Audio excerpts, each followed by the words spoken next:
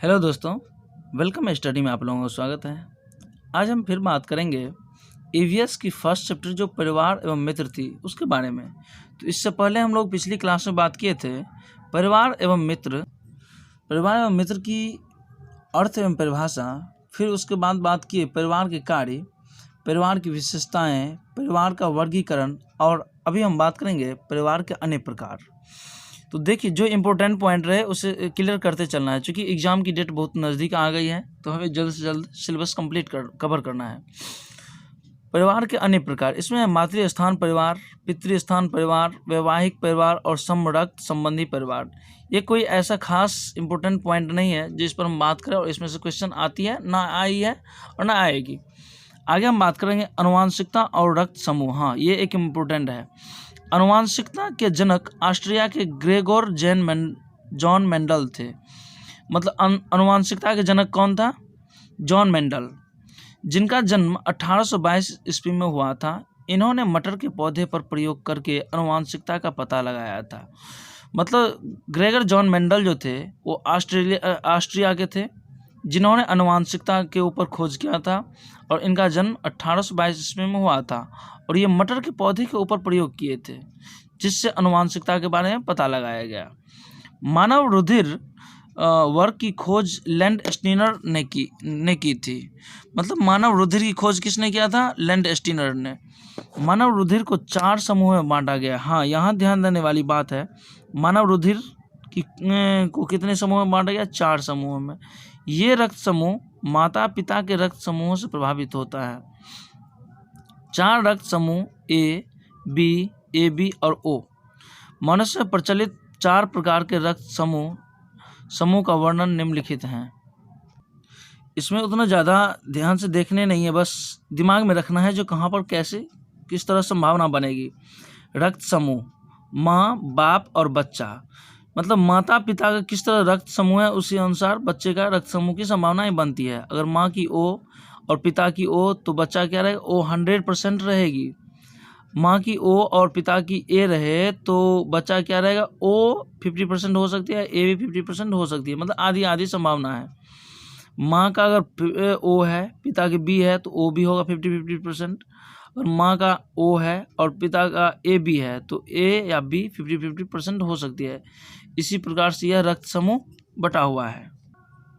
आगे हम बात करेंगे परिवार का महत्व। परिवार की महत्व क्या होती है? यह भी एक इम्पोर्टेंट पॉइंट है। परिवार के महत्व को हम निम्न रूप में देख सकते हैं। परिवार ही वह प्रारंभिक स्थान है, परिवार ही वह प्रासंगिक स्थान है जहाँ सर्वप्रथम बालक का समाजीकरण होता है। बालक की प्रथम समाजीकरण कहाँ पर होती है? परिवार में ही होती है। परिवार के बड़े लोगों का जैसा आचरण और व्यवहार होता है, बालक भी वैसा ही आचरण और व्यवहार करने का प्रयत्न करता है। बच्चे की प्रवृत्ति क्या होती है? अनुकरण करने की प्रवृत्ति होती है। जो बच्चे देख देख कर सीखता है, वो चाहे किसी से भी हो, गलत आदमी से हो या अच्छी आदमी से हो, अगर वो जिसका जैसा व्यवहार देखेगा बच्चे वैसे ही सेम अपने मतलब टू कॉपी कर लेता है। तो बालक वैसा ही व्यवहार या आचरण करने का प्रयत्न करता है। परिवार की सामाजिक स्थिति भी बालक के सामाजिक विकास को प्रभावित करती है। परिवार की सामाजिक मतलब परिवार की किस तरह से सोशल स्टेटस है। सेम बच्चे में अगर मान लो पॉजिटिव है तो बच्चे में पॉजिटिव आती है, अगर नेगेटिव है तो नेगेटिव आती है। माता पिता के स्वास्थ्य और शारीरिक रचना का प्रभाव उनके बच्चों पर भी पड़ता है। यदि वे रोगी और निर्बल हैं तो ऐसी संभावना होती है उनके बच्चे भी वैसे ही हो सकते हैं। स्वस्थ माता पिता की संतान का भी स्वस्थ शारीरिक विकास होता है। अगर माता पिता स्वस्थ रहता है तो बच्चे 100% स्वस्थ रहेंगे। माता पिता अगर अस्वस्थ रहते, बीमार रहते हैं तो हो सकता है मे भी बच्चे में वह गुण आ जाए। बालक के स्वाभाविक विकास में वातावरण के तत्व सहायक होते हैं। बालक को सही वातावरण उपलब्ध करवाने की जिम्मेदारी उसके परिवार की ही होती है। चूँकि बालक क्या होता है, कोई भी बच्चे परिवार में ही पैदा लेता है। परिवार में सबसे पहले परिवार में आता है। परिवार में क्या है, उसे नेचुरल बिहेवियर किस तरह से एक्चुअल डेवलपमेंट हो रही है और उसे एक्चुअल डेवलपमेंट सबसे पहले कहाँ होगी? तो परिवार में ही होगी। बालक की नियमित दिनचर्या का प्रभाव उसके शारीरिक विकास पर पड़ता है और उसे नियमित करने की जिम्मेदारी भी परिवार की ही होती है। बालक अगर पूरे रात जगता है, पूरे दिन सोता है, तो ऑब्वियसली वो बीमार पड़ेगा। उन्हें ना खेलने का टाइम सही है, ना पढ़ने का टाइम है, तो बालक का वह शारीरिक प्रभाव पड़ेगा और बालक बीमार भी हो सकता है। इसलिए इसकी जिम्मेदारी भी किसकी है? तो परिवार की है। परिवार के उचित शारीरिक विकास में उसे अपने परिवार से प्राप्त प्रेम और सुरक्षा की भावना का भी अहम योगदान है। बच्चे को जिस प्रकार प्रेम या सुरक्षा प्रदान करेंगे, बच्चे उतना आगे तेजी से बढ़ेगा। चूँकि हम बच्चे को अगर प्रेम नहीं कर रहे हैं, बच्चे को हम हमेशा इग्नोर कर रहे हैं, परिवार में उसे कोई वैल्यू नहीं देंगे, तो बच्चे दिन प्रतिदिन डीमोटिवेट होता चला जाता है। बालक के समुचित शारीरिक विकास हेतु खेल एवं व्यायाम के लिए समुचित सुविधाएं एवं समय उपलब्ध करवाने की जिम्मेदारी भी परिवार की ही होती है। बालक की मानसिक क्षमता के विकास में उसके वंशानुक्रम का प्रमुख योगदान होता है, जो उसके परिवार माता पिता से प्राप्त होते हैं। हाँ, ये ध्यान देने वाली बात है, जो बालक की मानसिक क्षमता का विकास क्या होता है, उसके वंशानुक्रम का प्रमुख योगदान है।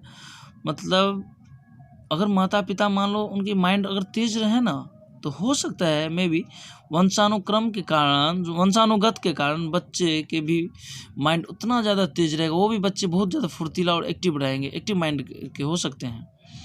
मानसिक विकास में बालक के भाषा विकास का भी महत्वपूर्ण योगदान होता है। मानसिक विकास, बच्चे जितना एक्टिव रहेगा, जितना ज़्यादा फुर्तीला रहेगा, दिमाग तेज रहेगा, उनके भाषा उतनी जल्दी वो भाषा की पकड़ बनेगी, मतलब अधिगम तेज़ी से होगा। वह सीखने की क्षमता भी उतना तेज़ी से हो सकता है बच्चे में, जिसमें उसके परिवार की भूमिका सर्वाधिक अहम है। जिस बच्चे के फैमिली अगर इंग्लिश मीडियम है, तो वहाँ अगर इंग्लिश माहौल बनी रहती है, तो बच्चे आसानी से इंग्लिश भाषा सीख जाते हैं। जहाँ की हिंदी भाषी अगर क्षेत्र हैं, वहाँ का उनका परिवार है, तो बच्चे आसानी से हिंदी भाषा सीख लेते हैं। परिवार जिसमें माता पिता के बीच अच्छे संबंध होते हैं, जिसमें वे अपने बच्चों की रुचियों आवश्यकताओं को समझते हैं, जिसमें आनंद और स्वतंत्रता का वातावरण होता है, इसका सकारात्मक प्रभाव बालक के मानसिक विकास पर पड़ता है। घर का माहौल अगर बढ़िया रहता है, माता पिता के संबंध बढ़िया रहते हैं, तो बच्चे की रुचि बढ़ती है। बच्चे अपनी आवश्यकता के अनुसार अपने माता पिता से डिमांड करते हैं और वो फुलफिल करते भी हैं। उसके बाद बच्चे को उसमें मतलब आनंद मिलता है और स्वतंत्रता पूर्वक वो किसी भी कार्य को करने में सक्षम होता है, जिससे बच्चे क्या होता है, माइंड हमेशा पॉजिटिव रहता है और बच्चे का दिमाग भी तेज होता है, मतलब इंटेलिजेंट होते हैं बच्चे। अच्छी आर्थिक स्थिति वाले परिवार में ही बालक को पौष्टिक भोजन, सही शिक्षा का वातावरण, खेल एवं मनोरंजन के अवसर आदि उपलब्ध होते हैं। माता पिता की शिक्षा का भी बालक के मानसिक विकास पर प्रभाव पड़ते हैं। जिनके माता पिता अगर शिक्षित होते हैं, तो ऑब्वियसली बच्चे भी शिक्षित होते ही हैं। हाँ, 1-2% रेयर एक्सेप्शन है, लेकिन मैक्सिमम क्या होते हैं, अगर शिक्षित माता पिता, शिक्षित फैमिली है, तो उनके वहाँ जो बच्चे होते हैं वो भी शिक्षित ही होते हैं।